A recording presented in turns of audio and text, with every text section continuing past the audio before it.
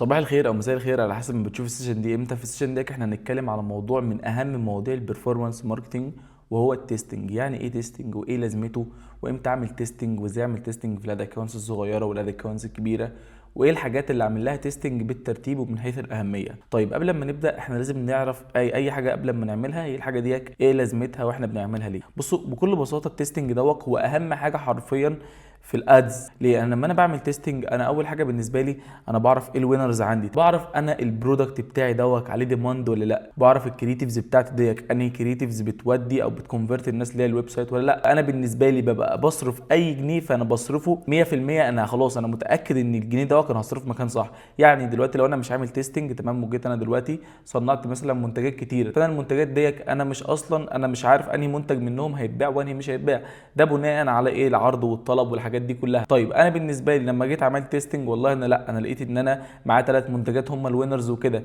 فانا بكون بصنع كميات قليله جدا في الاول مثلا تمام، وبقوم ايه اجي اصنع من الحاجات اللي اتباعت او جابت اكتر مع الناس او بقى عليها ديماند اكتر، بصنع منها ايه كميه اكبر. فدي حرفيا اهميه التيستنج، هي بتتمثل في ان انا اول حاجه انا ببقى عارف انهي وينرز، ببقى معايا حاجه ستيبل او حاجه بناء على داتا اقدر اسكيل عليها. فانا بالنسبه لي ببقى انا بصرف فلوسي وانا ايه مش وانا مطمن، مش ايه مش مجرد ان انا بجيس انهي حاجه اللي ايه اللي هتنفع تبقى وينر ولا لا. وعندنا شويه رولز بسيطه، وهو اول حاجه ان انت ما ينفعش تست اكتر من فاريبل. يعني دلوقتي انا بتست برودكت او بتست كرييتيفز او بتست كوبيز، فانا بالنسبه لي لازم استست حاجه واحده بس، ما تستش اكتر من حاجه، لان لو عملت تيستنج لاكتر من حاجه في نفس الوقت فانا مش هعرف انهي فاريبل هو اللي صاحب التاثير الاكبر. تاني حاجه فتره الديوريشن بتاعت التيستنج. بالنسبه للمنتجات اقل حاجه ما تعملش تيستنج اقل من شهر. يعني لو انا بتست منتجات دلوقتي، لو انا لسه مثلا هنتكلم على الستوك بتاع الصيف او الشتاء تمام، احنا دلوقتي لسه في الفتره ما بين ايه ما بين شهر 9 من شهر 9 ل 10 دوت تمام، الناس بتبدا تست الدروبات الجديده بتاعت الشتاء الحاجات دي كلها. فانا بالنسبه لي بستغل اول فتره اول شهر كامل بشوف انهي برودكت عليه اقبال اكتر، عليه حاجات من دي كلها. ليه؟ لان انا باجي اصنع بقى كميات واجي اخش معايا في السيزون بتاعي وشهر بقى ليه البلاك فرايداي والعروض والحاجات دي كلها، لازم يبقى معايا حاجه برودكت عليه اقبال وكده. فانا ما ينفعش بالنسبه لي اجي تيست مثلا برودكت ايه اعمل تيستنج 3 ايام اسبوع ايا كان، انا بالنسبه لي دي فتره مش كفايه. نفس الكلام بقى ينطبق على الكريتيفز، انا ما ينفعش اعمل تيستنج للحاجه والحاجه دي لسه ما وصلتش معايا للكونديشنز اللي انا عايزها او لسه ما خدتش حقها في الصرف. ودي حرفيا اكبر مشكله، ان الناس حرفيا بتيجي تعمل تيستنج يا اما بفلوس قليله جدا، يا اما بيعملوا تيستنج لاكتر من فاريبل في نفس الوقت، يا اما مش بيدوا الكامبين حقها، لان الكامبين هو حرفيا في ليرنينج فيز. الليرنينج فيز ده اللي هو بيكون 50 كونفرجن، فال 50 كونفرجن دولك او 50 ايه 50 من الحاجه اللي انت عاملها للكامبين. فانت وقتها لو انت مش عامل الكامبين بالنسبه لك اللي هي الحاجه اللي انت عايزها، او ما اديتهاش وقتها وما اديتهاش فلوسها تمام، وقتها انت حرفيا التستنج ده بالنسبه لك ملوش اي 30 لازمه. فاول حاجه لازم نعملها ان احنا ايه نسيب الديوريشن بتاع التستنج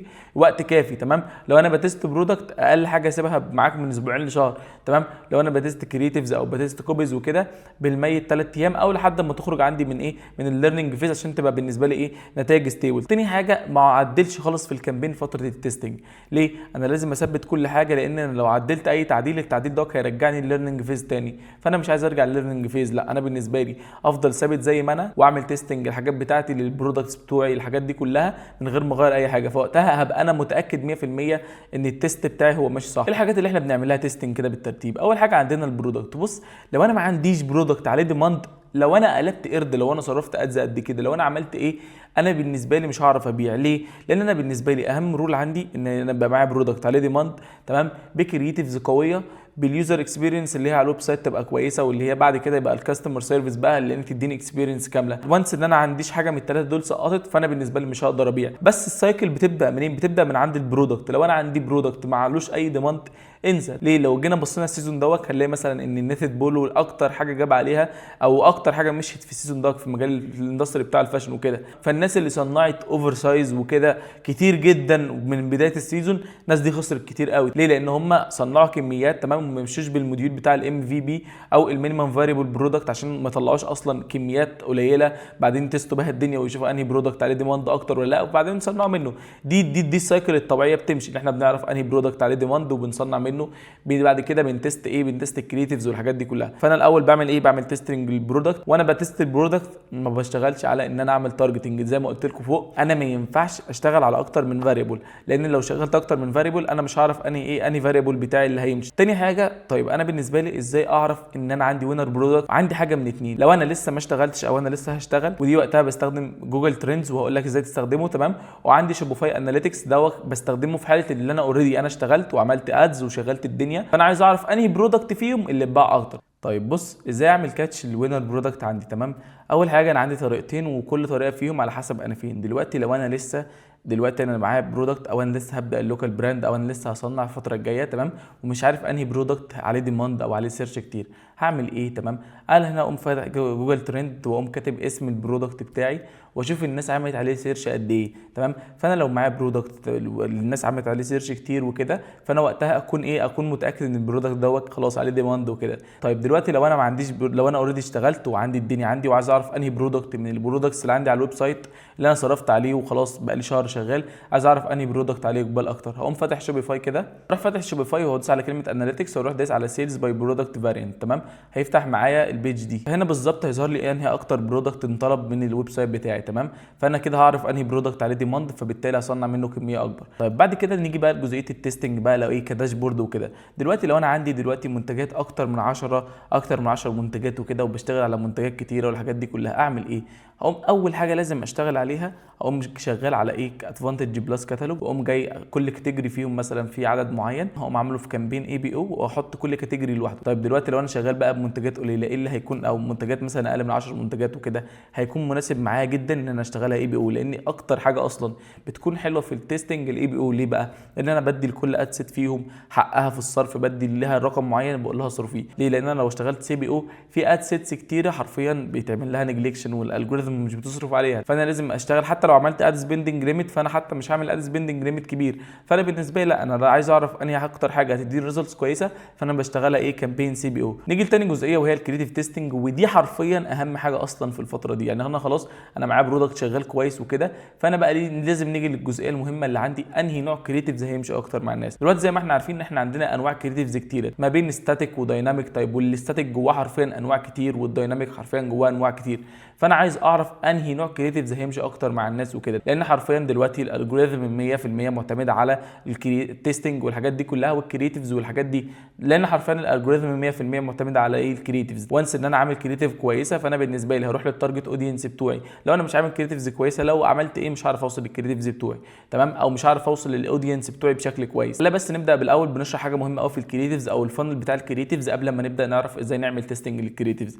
دلوقتي انا عندي 3 مراحل في الفانل. التوب اوف فانل، واللي المرحله اللي فيها الكولد اودينس، ناس ما تعرفنيش وكده، تمام. تاني مرحله الميدل اوف فانل، ودي اللي فيها ناس حرفيا هم انا عايزهم ينجيجوا معايا، فعايزهم يثقوا فيا وكده، تمام، اللي فيها بالنسبه لي اللي هم الورم اودينس. ثالث مرحله بالنسبه لي اللي هي الهوت اودينس او البيل اوف فانل، وهو بكل بساطه الناس اللي هم عملوا اد تو كارت، او ايه، الناس اللي عملوا ايه انيشال تشيك اوت وخلاص او ما كملوش البيرشيز. انا في كل مرحله فيهم عندي انواع كريتيفز معينه لازم استخدم. يعني انا دلوقتي في مرحله التوب اوف فانل لازم استخدم كريتيفز تخليني الناس او تخلي الناس يبقوا اوير بيا، تمام.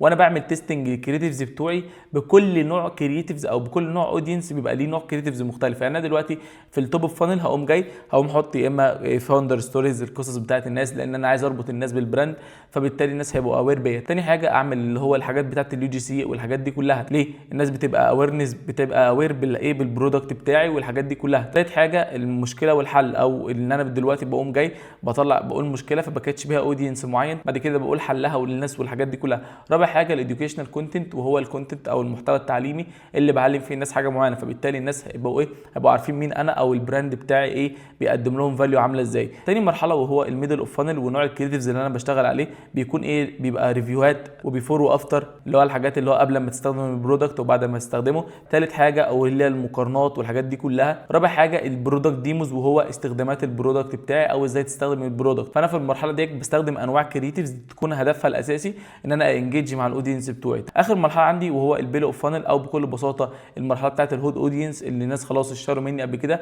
لازم لما اجي اعمل تيستنج او قبل ما اعمل تيستنج لاي حاجه لازم اشتغل بكرييتيفز تكون اصلا مناسبه للمرحله بتاعت الفانل. فانا بكل بساطه بعمل ايه؟ بشتغل بكرييتيفز يا اما تكون فيها عباره عن سبيشال اوفرز او الحاجات اللي هي بتاعت ستيل انترستد وكده. فانا بس بفكر الشخص، برجع له مثلا اول الشهر وكده، فبفكره ان انت بالنسبه لك والله بص انت كنت عملت اد تو كارت ونسيت، او الجزئيه بتاعت اليوجرنسي او ايه اللي انا بلعب على جزئيه الايه الليمتد تايم اوفر والحاجات دي كلها. فانا وقتها لما اجي استخدم كرييتيفز لكل مرحله فانا بعمل تيستنج للكرييتيفز صح. يعني ما ينفعش اشتغل بحاجات اصلا تنفع الاويرنس ما ينفعش اشتغل بيها في البيل اوف فانل. ليه؟ لان الناس هم اصلا الناس يعرفوني وكده، انا عايز الناس تاخد اكشن سريع. عشان كده التستنج بتاعي لازم ابقى انا عارف انا في انهي مرحله من الفانل وبخاطب انهي نوع اودينس بالنسبه لي. طيب ازاي بقى اجيب الوينر كرييتيفز لو انا دلوقتي، او ازاي اعرف انهي نوع كرييتيفز دلوقتي شغال اكتر والحاجات دي كلها؟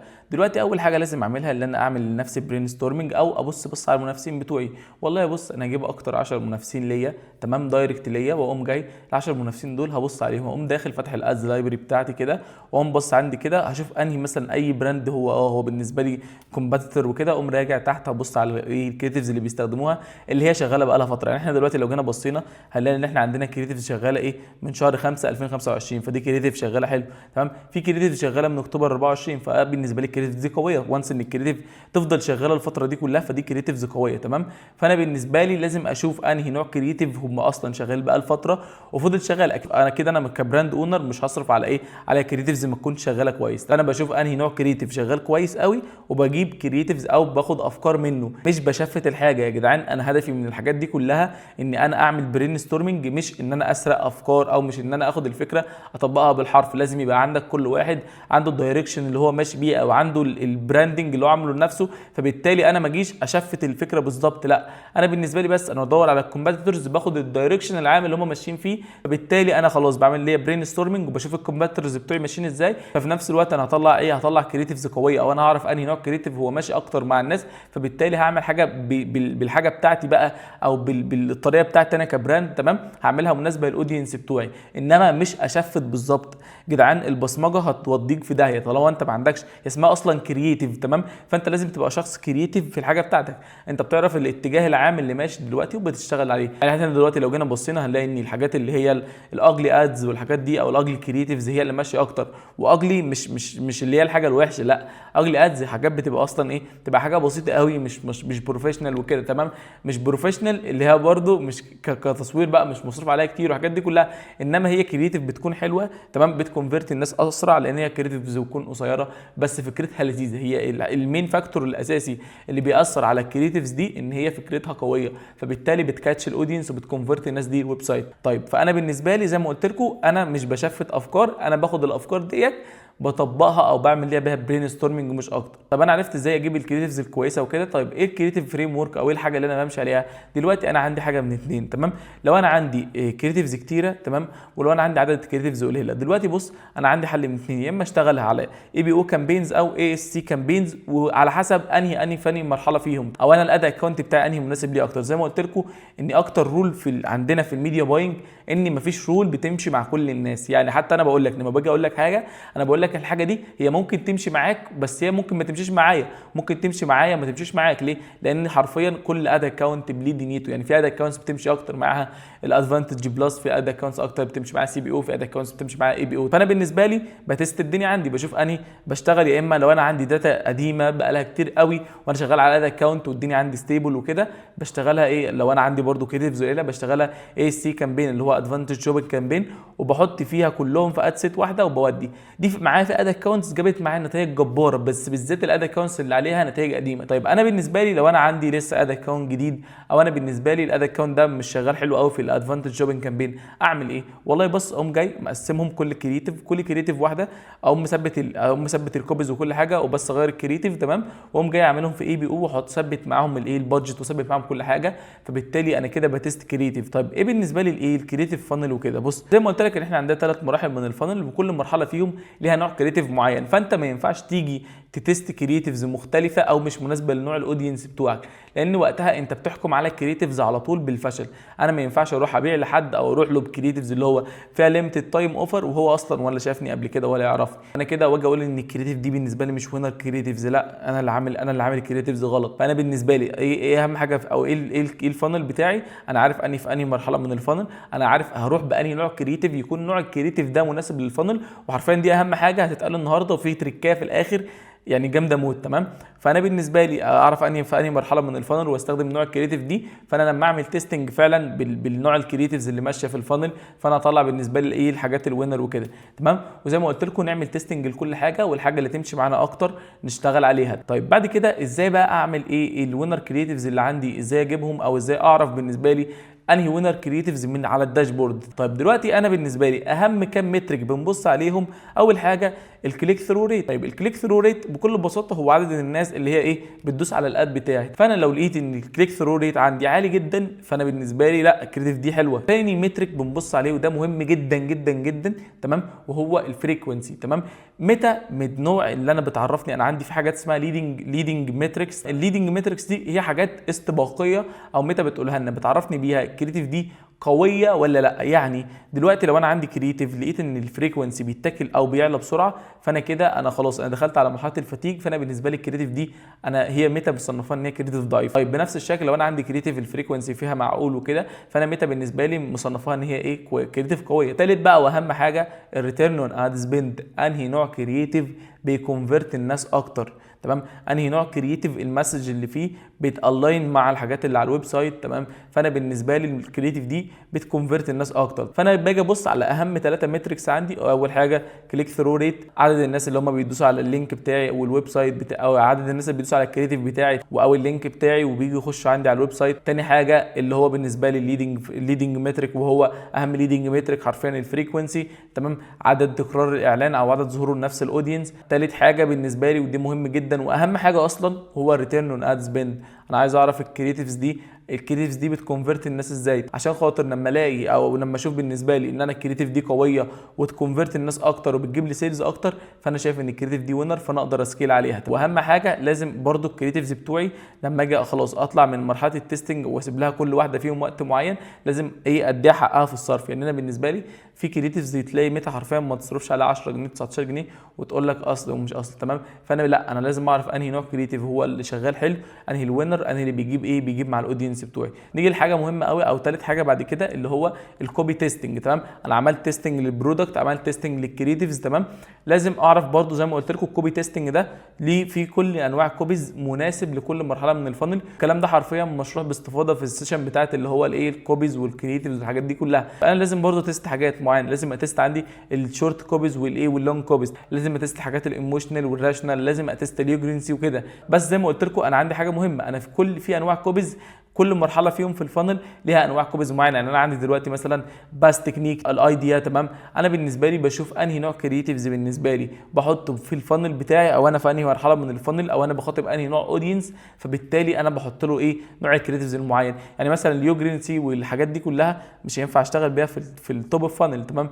ليه؟ انا زي ما قلت لكم انا لازم اعمل كوبيز، الكوبيز ديت مناسبه للمرحله اللي انا فيها من الاودينس. انا هشرح الحته ديت مره كمان في السيشن بتاعت الكرييتيفز والكونتنت وكده، فتركز فيها قوي. لازم اهم حاجه تطلع انا فاهم الفانل بتاعي ازاي، انا بعمل فانل للناس، لان حرفيا اكتر مشكله بتواجه الناس وحرفيا عملاء كتير بيقولنا بيها ان هم عندهم اد اكونت فاتيج ده بيجي من هم حرفيا شغالين على نوع اودينس واحد، هو شغال ما بيكونفرتش غير الناس اللي هم بص انا عندي مثلا انواع بوكيتس اوف اودينس كتير، فانا بالنسبه لي انا شغال على بوكيت واحد اوف اودينس، البوكيت ده ممكن يكون 20 30 40 50 الف. طب فانا بالنسبه لي لو انا مش شغال على كرييتيفز او كوبيز او ايا كان الحاجه اللي انا شغال عليها ليه بتغطي معايا الفانل كامل، فانا هفضل شغال على نوع اودينس معين، فبالتالي هيحصل حرق على طول في الكرييتيفز، فبالتالي الفريكونسي على طول هيعلى. فالكلام ده مهم جدا ان انت تبقى عارف انا في انهي مرحله من التستنج بتاعي او في انهي مرحله من الفانل، انا بتست انهي اودينس بانهي كرييتيفز بانهي كوبيز. طب نيجي بعد كده للايه الاودينس تيستنج، وده حرفيا مش مهم دلوقتي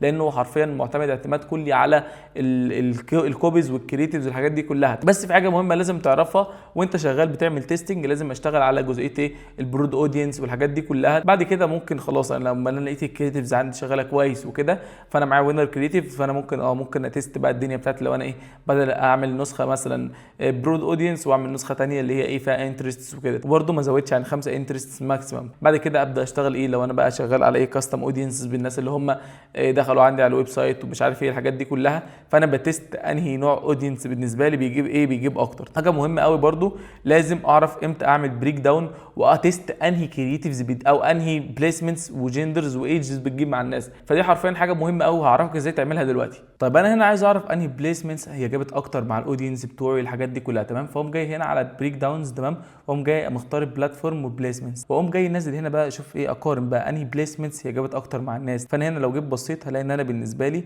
ان انا بايع من فيسبوك ب 850,000 جنيه، واني من انستجرام انا بايع ب 150,000 جنيه. فاذا لا انا بالنسبه لي فيسبوك لا بيكونفرت الناس اكتر. فانا اقوم جاي انا اعمل حاجه حلوه قوي، فاقوم جاي ايه هعمل لهم بس ترتيب ايه من الاعلى للاقل.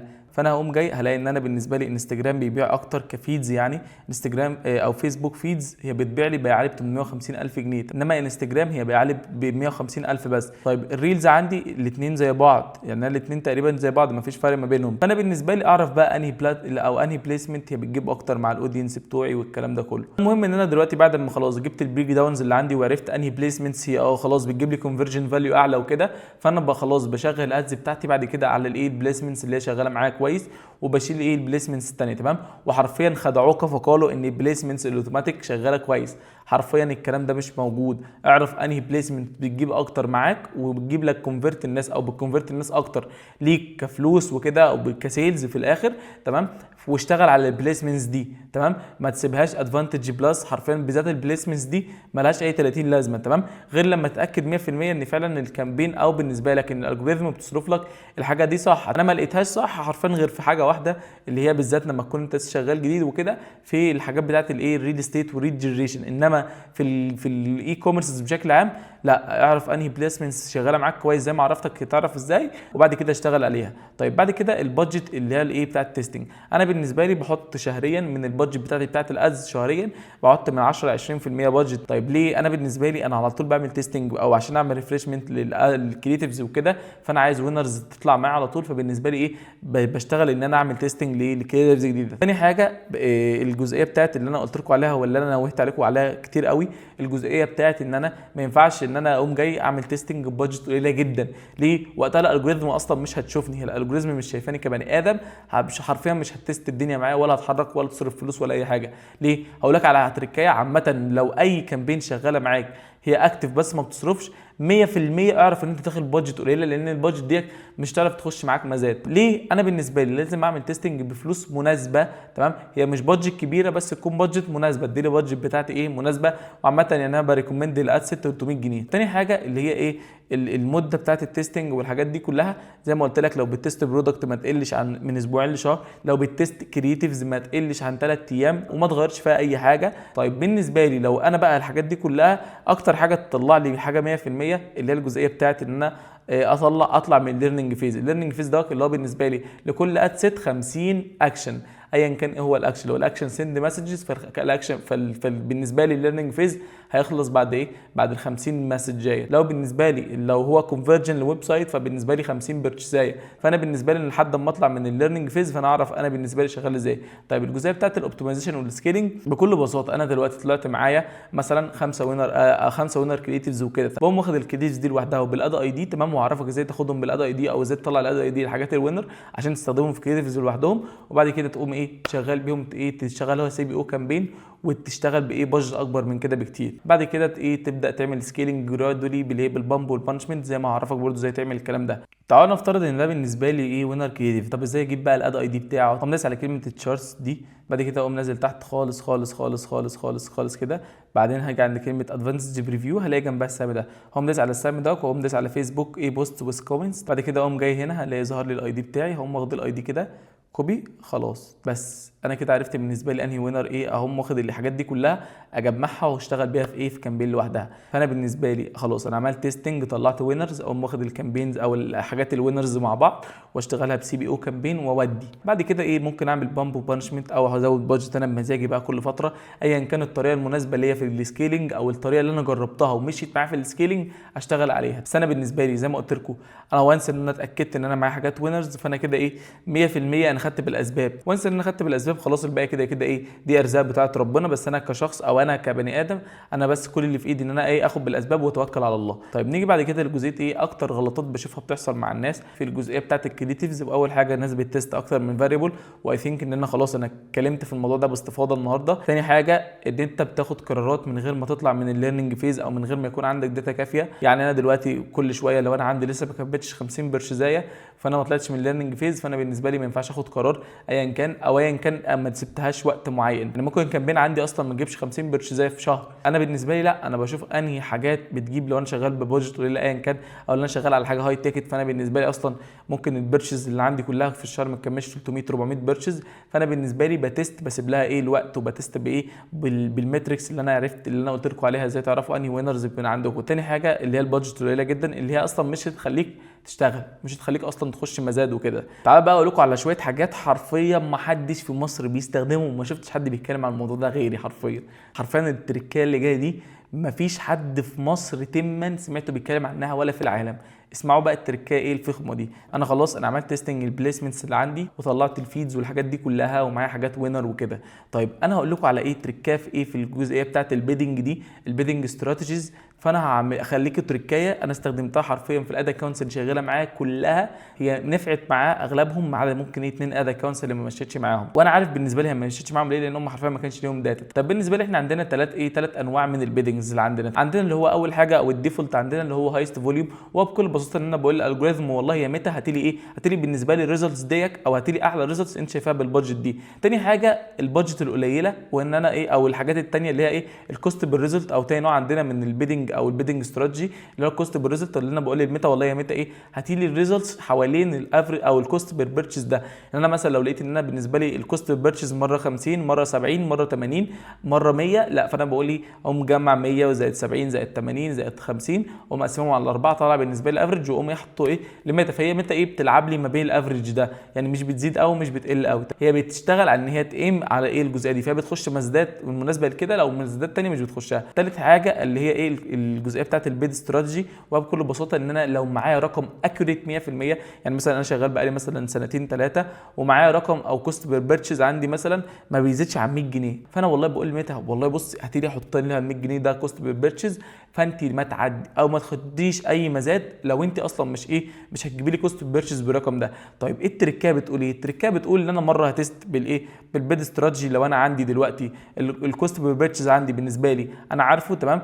او تاني حاجه او تاني بالنسبه لي تيستنج ان انا هتست ايه الكوست بالريزلت. وانا اقوم جاي دي التريك اللي احنا بقى هنعملها ان احنا هنحط في الاد سيت دي هنحط فيها بادجت كبيره جدا. يعني دلوقتي لو انا مثلا اديني بادجت بتاعي 1000 جنيه انا هحطها 5000 جنيه واقوم ايه لازمها بالكوست بالريزلت بتاعي ده او بالبيد استراتيجي ده في حاله ان انا هنا معايا ريزلت وهنا في حاله ان انا ايه ما عنديش ريزلتس، انا بالنسبه لي معايا افريج بس. فانا بالنسبه لي اقوم جاي واحط لها بادجت كبيره. طيب انا ايه اللي انا عملته ده وايه اللي انا بعمله للميتا بكل بساطه؟ انا والله بقوم جاي بقول للميتا يا طماعه انا هحط لك فلوس كتيره جدا اهو. فانت فميتا بتطمع وفعلا ميتا كده فعلا ميتا اصلا لو جينا بصينا هنلاقي اصلا شغال معاها حلو قوي البامب والبانشمنت. فده بالنسبه لنا احنا بنقول للميتا والله لو حافظت لي على الافريج او الافريج كوست بير بيرتشيز ده والله اصرفي 5000 جنيه في اليوم. فميتا زي الكلبه بتعمل كده حرفيا، هي ميتا حرفيا بتعمل كده، وانا جربتها حرفيا في الادا اكونتس اللي شغاله معايا وحرفيا جايب نتائج كويسه. يعني حرفيا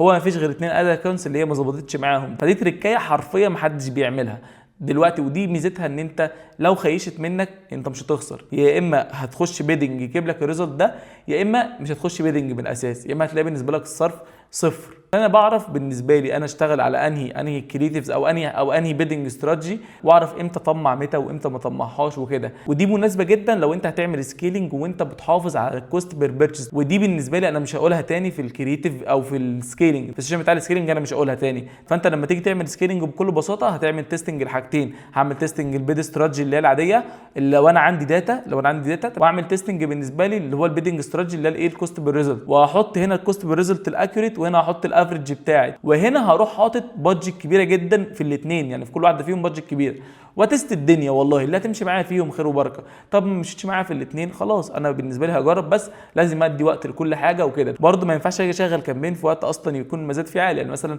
انا نصيحتي شغالها في ايه، في يوم في نص الاسبوع، يوم الاحد ولا حاجه، بحيث ان انت يبقى ايه اديت فرصه لحد 2 3 في الايه في الدنيا في اللذيذ منه كده. ما تشغلهاش يوم خميس وجمعه اللي هو يكون اصلا في كومبيتيشن عاليه في اليوم ده. فايه دي بالنسبه لنا تركيه والله العظيم مهمه جدا جدا جدا. نيجي للكونكلوجن عندنا بتاع السيشن عندنا، وهو بكل بساطه ان التستنج ده مهم قوي قوي قوي قوي قوي قوي. ليه؟ لان انا بالنسبه لي بطلع بوينرز، بطلع ببرودكت عليه ديماند، بطلع ببيدنج استراتيجي حرفيا بتجيب قوي معايا كميتا، بطلع بكرييتيفز شغاله معايا جدا. فانا لما باجي اعمل سكيلينج انا بلاقي نفسي خلاص انا معايا كل المقومات اللي تقول لي ايه والله ايه اتنين من الايه من نقطه ايه لنقطه بي. فبس كده. فانت الاول تعمل ايه، تعمل تيستنج، بعد التيستنج تعمل سكيلينج، بعد السكيلينج انت خلاص تعمل اوبتمايزيشن، والسايكل بتلف كده. بس السايكل بتبدا منين؟ بتبدا من ان انا بتست برودكت، بعد كده بتست كرييتيفز، بعد كده بتست كوبيز، بعد كده بتست حرفيا كل حاجه ماشي معايا، بليسمنتس، بتست كل حاجه، وبشوف انهي كل حاجه بيزد اون الداتا دي. والداتا وانس ان انا خلاص الداتا اللي شغاله قدامي دي بتقول لي امشي كده، فانا بمشي من ناحيه الايه، ناحيه ما الداتا بتقول لي. ما ينفعش انا اجي بالنسبه لي اعاند الدنيا. هي مش بالعند، هي حرفيا كل حاجه ماشيه